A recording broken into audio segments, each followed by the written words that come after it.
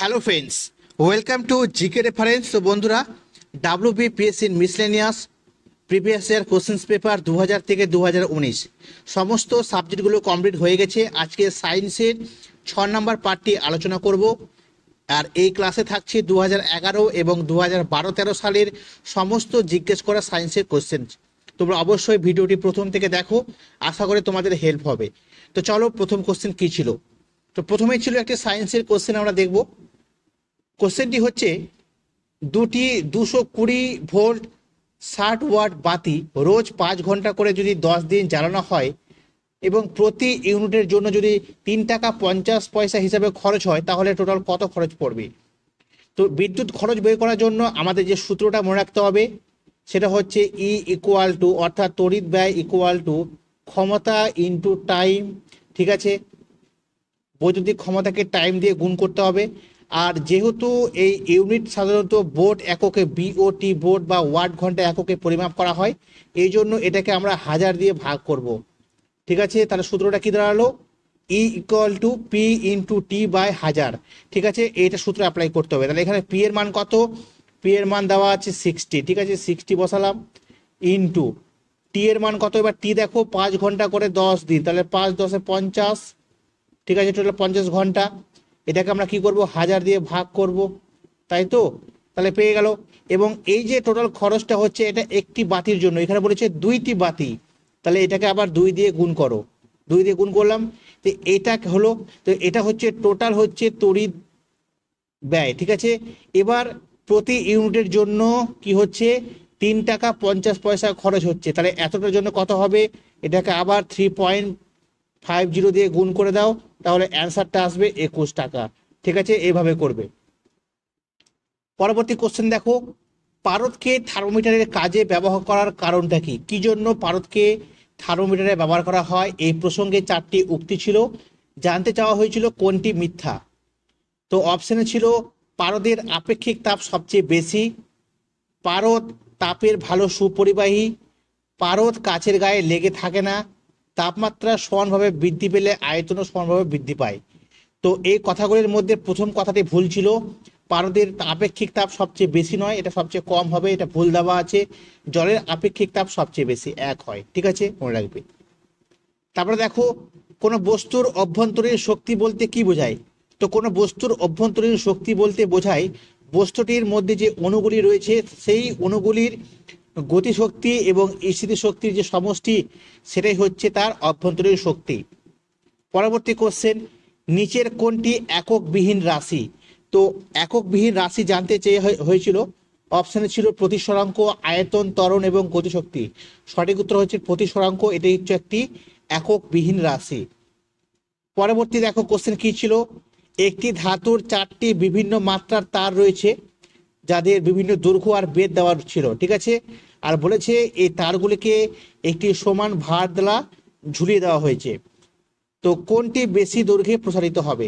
অপশানে ছিল 400 সেমি দৈর্ঘ্য, বেধ ছিল 0.5 মিলিমিটার। তারপরে ছিল দৈর্ঘ্য 200 সেন্টিমিটার, বেধ 2 মিলিমিটার।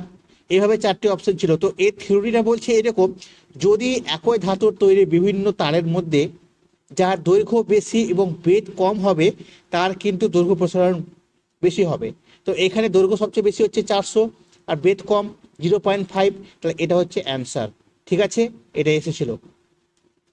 পরবর্তী দেখো, গ্লিসারিন যার প্রতিসরাঙ্ক হচ্ছে μ1। ঠিক আছে, গ্লিসারিন যার প্রতিসরাঙ্ক μ1, এর মধ্যে যদি একটি কাঁচের দণ্ড আর কাঁচের দণ্ডের প্রতিসরাঙ্ক হচ্ছে μ2, যদি ডোবানো হয় তাহলে দেখা যাবে যে কাঁচ দণ্ডটি সম্পূর্ণভাবে অদৃশ্য হয়ে যায়। তো যদি এমনটা হয়, তো কোনটি ঠিক হবে? তো সঠিক উত্তর হবে μ1 ইকুয়াল টু μ2, অর্থাৎ গ্লিসারিন এবং কাঁচের প্রতিসরাঙ্ক সমান হয়ে যাওয়ার জন্যই গ্লিসারিনের মধ্যে কাঁচ দণ্ড ডোবালে সেটা অদৃশ্য হয়ে যায়, কারণ প্রতিসরাঙ্কটা সমান। ঠিক আছে, পরবর্তী, নাইট্রোজেন যে বিভিন্ন অক্সাইড গঠন করতে পারে তার সংখ্যা কত? তো মনে রাখবে, নাইট্রোজেন টোটাল 5খানা অক্সাইড গঠন করতে পারে। তারপর এককভাবে যে অ্যাসিডটি সোনাকে দ্রবীভূত করতে পারে সেটা হচ্ছে অম্লরস বা অ্যাকোয়ারিজিয়া। রেকটিফারেন্ট স্পিরিট কি? তো 95% ইথানল অর্থাৎ ইথাইল অ্যালকোহল এবং 5% জলের যে মিশ্রণ, একেই বলা হয় রেকটিফাইড স্পিরিট। তারপর নিচের কোন যৌগতে অক্সিজেন নেই? অপশনে ছিল ক্রায়োলাইট, বক্সাইট, ডলোমাইট এবং এপসম লবণ। সঠিক উত্তর ক্রায়োলাইট। ক্রায়োলাইটের মধ্যে কোনো প্রকার অক্সিজেন নেই। তারপর দেখো পটাশিয়াম ফেরোসায়ানাইডের সাথে কোন ধাতব যৌগটি চকলেটের মতো পদক্ষেপ দেয়? তো Cu2+। এই যে ধাতব আয়নটি রয়েছে এইটার জন্য পটাশিয়াম ফেরোসায়ানাইডের সাথে যদি বিক্রিয়া করা হয় তাহলে এই কপার সালফেটের যে দ্রবণটা রয়েছে বা আয়নটা রয়েছে সেই আয়নটা কি করে, অর্থাৎ ধাতব যৌগটি চকলেট বর্ণের কিন্তু পদক্ষেপ সৃষ্টি করে। ঠিক আছে, পরবর্তী কোশ্চেন দেখব, কোন মৌলটি উভধর্মী অক্সাইড গঠন করতে পারে? উভধর্মী অক্সাইড অর্থাৎ আম্লিক ক্ষারীয় দুটোই প্রকার অক্সাইড গঠন করতে পারে। তো অপশনে ছিল অ্যান্টিমনি, বিসমাথ, ফসফরাস এবং সোডিয়াম। তো উভধর্মী অক্সাইড গঠন করতে পারে অ্যান্টিমনি। ঠিক আছে, এছাড়াও অ্যালুমিনিয়ামও পারে। তো অপশনে যেহেতু অ্যান্টিমনি ছিল এটা উত্তর হবে। তারপরে দেখো কোন যৌগটি তড়িৎযোজী এবং সমযোজী উভয় প্রকার বন্ধনী ধারণ করতে পারে? তো KCN, মনে রাখবে ব্যতিক্রমী রয়েছে একটি KCN, এগুলো বাকিগুলো ছিল অপশনে। তো KCN, ঠিক আছে, পটাশিয়াম সায়ানাইড, এটা কিন্তু কি ছিল, তড়িৎযোজী এবং সমযোজী উভয় প্রকার বন্ধনে লক্ষ্য করা যায়। তারপর আংশিক মূল পরজীবী, এমন একটি মূল গাছের মূলের নাম বলতে চাওয়া হয় যেটা হচ্ছে আংশিক পরজীবী, সেটা হচ্ছে কি চন্দন গাছের মূল। ঠিক আছে, তারপর লালা রসে উপস্থিত উৎসেচকের নাম কি? টায়ালিন। লজ্জাপতি উদ্ভিদে যে প্রকার চলন দেখতে পাওয়া যায় তার নাম হচ্ছে সিসমোনাস্টি চলন। থাইরয়েড গ্রন্থির কম ক্ষরণে কোন রোগ হয়? মিক্সিডিমা রোগ হয়। বীজহীন ফল উৎপাদনে সাহায্যকারী হরমোন কোনটি? তো অক্সিন হরমোন। ম্যালেরিয়া রোগের জীবাণুর আবিষ্কারক কে ছিলেন? তো বিজ্ঞানী রোনাল্ড রস, তিনি কিন্তু ম্যালেরিয়া রোগের জীবাণুকে আবিষ্কার করেছিলেন। তারপর মানব দেহে করোটি স্নায়ুর সংখ্যা কত? 12 জোড়া, মনে রাখবে। সুষুম্না স্নায়ু বললে 31 জোড়া হতো। এবার দেখব 2012-13 সালের কোশ্চেন, যা দুটি শিফটে হয়েছিল, ফার্স্ট এবং সেকেন্ড হাফে। তো সব কোশ্চেনগুলোকে এখানে নেওয়া হয়েছে। দেখো কি রয়েছে। আলোক তরঙ্গ কি প্রকার তরঙ্গ? মনে রাখবে আলোক তরঙ্গ হচ্ছে এক প্রকারের তড়িৎ চুম্বকীয় তরঙ্গ। তারপর 300 ডিগ্রি সেন্টিগ্রেড তাপমাত্রা কেলভিন স্কেলে কত? তো কোনো সেন্টিগ্রেড তাপমাত্রাকে কেলভিন স্কেলে রূপান্তর করতে গেলে সেলসিয়াসের মানের সাথে 273 যোগ করবে, তাহলে অ্যান্সার পেয়ে যাবে। তো এখানে দেওয়া ছিল সেলসিয়াস মান 300, 273 আমি যোগ করলাম, তাহলে হয়ে গেল কত? 576 কেলভিন। পরবর্তী, প্রেসার কুকারের কার্যনীতি কোন নীতির উপর নির্ভর করে? তো চাপ বৃদ্ধিতে স্ফুটনাঙ্ক বৃদ্ধি পায়, এটা কিন্তু কাজ করে। তারপর দেখো নিচের কোনটি স্কেলার রাশি? ভর, ভরবেগ, বল এবং ওজন। এগুলোর মধ্যে ভরটা হচ্ছে স্কেলার রাশি, বাকি প্রত্যেকটাই হচ্ছে ভেক্টর রাশি। পরবর্তী, কম্পাঙ্কের একক কি? তো হার্জ হচ্ছে কম্পাঙ্কের একক, আর এটি হচ্ছে একটি SI ইউনিট। পরবর্তী, কিলোওয়াট আওয়ার কিসের একক? প্রথম যে আমরা কোশ্চেনটা করলাম তড়িৎ শক্তি, তার এককটা ছিল হচ্ছে কিলোওয়াট আওয়ার, যেটাকে আমরা ভোল্টে রূপান্তর করেছিলাম 1000 দিয়ে ভাগ করে। তো কিলোওয়াট আওয়ার হচ্ছে তড়িৎ শক্তির একক। তারপর সাবান কি? সাবান হচ্ছে উচ্চতর ফ্যাটি অ্যাসিডের যে সোডিয়াম এবং পটাশিয়াম লবণ, সেটাকে বলা হচ্ছে সাবান। ঠিক আছে, নেক্সট, নিচের যুগ্মগুলির মধ্যে কোনটি সম ইলেকট্রনীয়, অর্থাৎ আইসো ইলেকট্রনিক? ঠিক আছে, তো এটা হচ্ছে CO এবং CN, এটা হচ্ছে সম ইলেকট্রনীয় অপশন অনুযায়ী। ঠিক আছে, যাই হোক, পরবর্তী কোশ্চেন দেখব, অ্যালুমিনিয়াম অক্সাইড। ঠিক আছে, অ্যালুমিনিয়ামের যে আকরিক অক্সাইড বলছে, আকরিক, অ্যালুমিনিয়ামের আকরিকের নাম কি? বক্সাইড। তোমরা সকলেই জানো। এটা ভালো কোশ্চেন। দেখো ক্লোরিন বাতাসের তুলনায় কত গুণ ভারী? তো ক্লোরিন কিন্তু একটা ভারী গ্যাস, যা বাতাসের তুলনায় 1.27 কিন্তু ভারী। ঠিক আছে, তারপর অতিরিক্ত অ্যামোনিয়ার সাথে ক্লোরিনের বিক্রিয়ায় উৎপন্ন পদার্থগুলি কি কি? তো অতিরিক্ত অ্যামোনিয়ার সাথে যদি ক্লোরিনের বিক্রিয়া ঘটানো যায় তাহলে অ্যামোনিয়াম ক্লোরাইড এবং নাইট্রোজেন গ্যাস উৎপন্ন হয়, মোস্ট ইম্পর্টেন্ট। ঠিক আছে, তারপর দেখো কোন রশ্মির ভেদন ক্ষমতা সর্বাধিক? তো গামা রশ্মির ভেদন ক্ষমতা সবচেয়ে বেশি। পরবর্তী কোশ্চেন, হিমোগ্লোবিন কি? মনে রাখবে হিমোগ্লোবিন হচ্ছে একটি লৌহ ঘটিত যৌগ। ঠিক আছে, রঞ্জক, রক্তের মধ্যে পাওয়া যায়, যার জন্য রক্তের রং লাল। পরবর্তী কোশ্চেন, এনজাইম হলো একটি প্রোটিন শ্রেণীর যৌগ যেগুলি কি হয়? জৈবনিক প্রক্রিয়া সমূহে প্রভাবকের কাজ করে। পরবর্তী, survival of the fittest, survival of the fittest এই তত্ত্বের উদ্ভাবক কে ছিলেন? তো বিজ্ঞানী চার্লস ডারউইন। পরবর্তী, অ্যানোফিলিক্স যে মশকি রয়েছে তো কোন রোগের জীবাণুর বাহক? তো ম্যালেরিয়া রোগের জীবাণুর বাহক। কোন রোগ রক্ত দ্বারা সংবাহিত হয়? অপশানে ছিল এইডস, কলেরা, পোলিও এবং টিউবারকিউলোসিস। সঠিক উত্তর এইডস রোগ, এটা কিন্তু রক্তের দ্বারা বাহিত হতে পারে। তারপর, পদ্ম ফুলের পাতার কোথায় স্টোমাটা দেখতে পাওয়া যায়?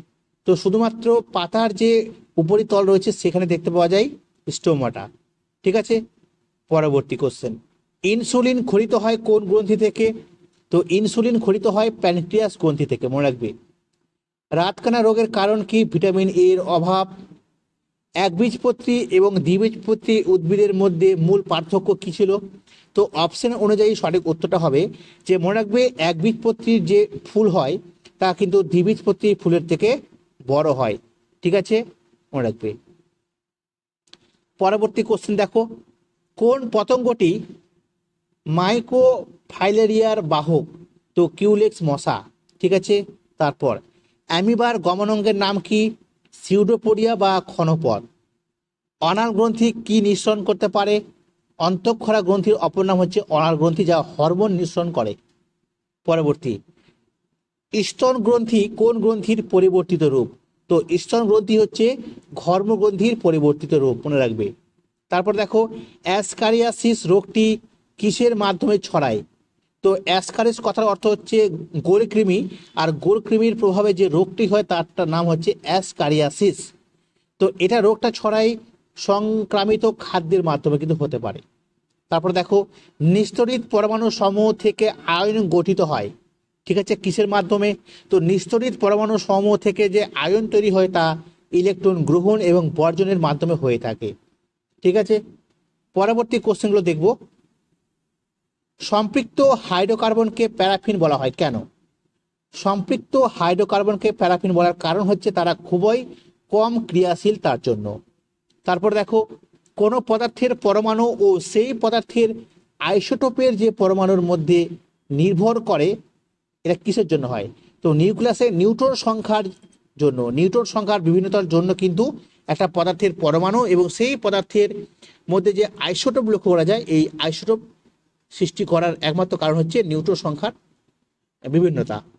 তারপর দেখো, মিলিয়ে যাওয়া প্রবণতা অর্থাৎ ভ্যানিসিং হয়ে যাওয়া, এই রঙটি তৈরি করার জন্য ফেনোলফথেলিনের সাথে কোন যৌগটি মেশানো হয়? তো অ্যামোনিয়ার লঘু জলীয় দ্রবণকে যদি মেশানো হয় ফেনোলফথেলিন দ্রবণের মধ্যে, তাহলে সেটা যে রঙটা তৈরি হয় সেটা হচ্ছে ভ্যানিসিং রং, অর্থাৎ সেটা কালার করলে আস্তে আস্তে ভ্যানিশ হয়ে যাবে। তারপর দেখো, অ্যাসিড বৃষ্টির কারণ কি? তো বাতাসে সালফার ডাইঅক্সাইড এবং সালফার ট্রাইঅক্সাইড গ্যাসের উপস্থিতি। ওয়াটার গ্যাস কি? কার্বন মনোক্সাইড এবং হাইড্রোজেন গ্যাসের মিশ্রণকে বলা হয় ওয়াটার গ্যাস, মনে রাখবে। পরবর্তী কোশ্চেন দেখব, নিচের জোটগুলির মধ্যে একই শ্রেণীর সদস্য, ঠিক আছে, MgCa, MgCu, Mgk, Mg এবং I।